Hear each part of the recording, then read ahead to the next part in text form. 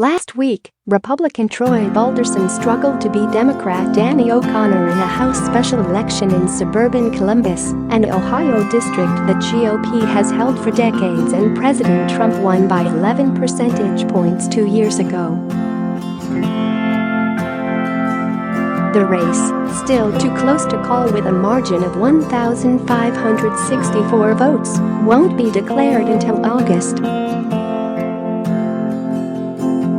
24, when all the absentee ballots have been counted. In May, Republican Rick Saccone lost a special election to Democrat Conor Lamb in Pennsylvania, another district that voted solidly Trump. Both Ohio and Pennsylvania represent the new coalition of Trump voters, Rust Belt states that were expected to swing blue in 2016, but in fact, went for the unorthodox billionaire who promised to make America great again. So, why 2 years later is the GOP having so much trouble connecting with these people? Is it Trump, the party establishment? Ohio Governor John Kasich said Balderson's weak showing was a referendum on the president. Voters here sent a message to the Republicans to knock it off, Kasich told CBS News last week. Stop the chaos, the division, no more of this family separation that we see at the border or taking people's health care away. I think people have basically had enough. And they're sending a message to the Republicans, including the Republican in the White House. This district is so Republican, there should never even have been an election here.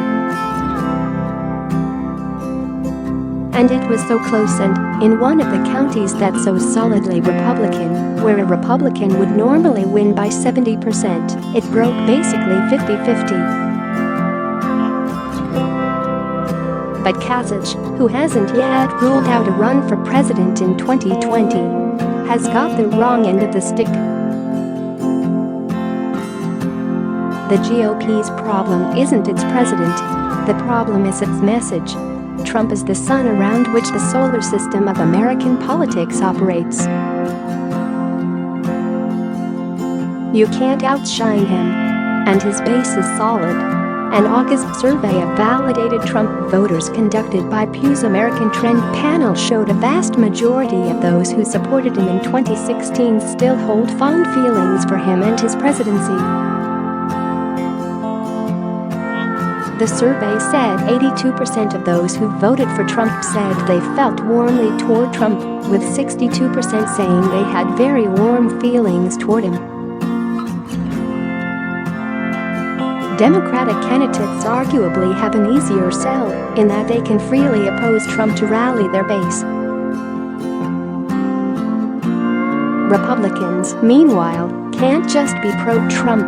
They need to thread the needle, reaching out to people from educated and upscale suburbs possibly put off by the president's rhetoric, while continuing to embrace his new populist coalition of blue-collar and non-regular GOP voters. But Dave Myhal, an Ohio-based Republican strategist who lives in Columbus, says bringing together regular Republicans and the irregular populist voter shouldn't be that complicated. The key isn't national issues, it's local ones. Infrastructure projects, like bridges and roads and sewer systems, are important to everyone. Addressing how to keep young people in the area appeals to both suburban and rural parents. So does the issue of creating jobs or expanding broadband for rural kids who want to work in farming or manufacturing or small businesses. That my party didn't learn how to reach their voters from the Conor Lamb defeat and continued the same practices kind of proves they still don't get it, said Myhal. He says both Saccone and Balderson should have stolen a page out of Danny O'Connor and Conor Lamb's playbook and run on local issues. Both men did a really good job at doing that.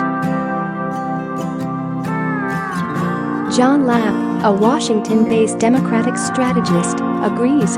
For Republicans to have to spend over $4 million to hold a ruby-red House district certainly is a harbinger for their challenge to appeal to voters this fall, he said.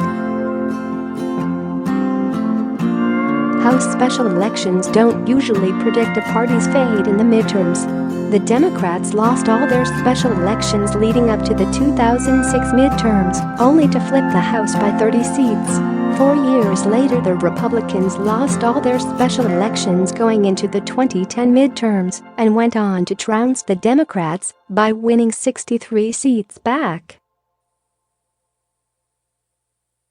People make way too much out of special elections. It's kind of like preseason football. It's a good way to work out the kinks of an organization, but has nothing to do with the regular season, said Lapp.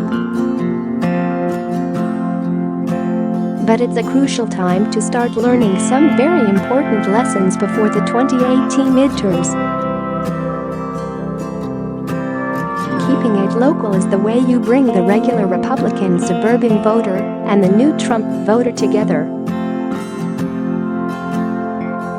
It keeps the electorate on the same page and the candidate's message laser-focused, said Myhal. It is their common denominator, he said.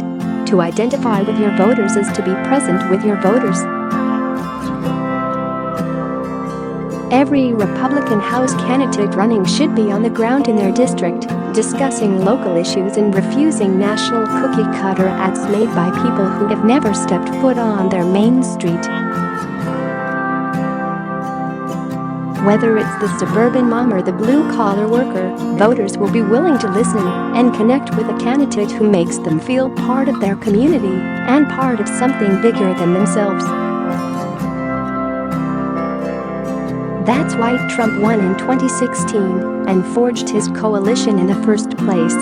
Selena Zito is the co-author of The Great Revolt, Inside the Populist Coalition Reshaping American Politics, Crown Forum, out now.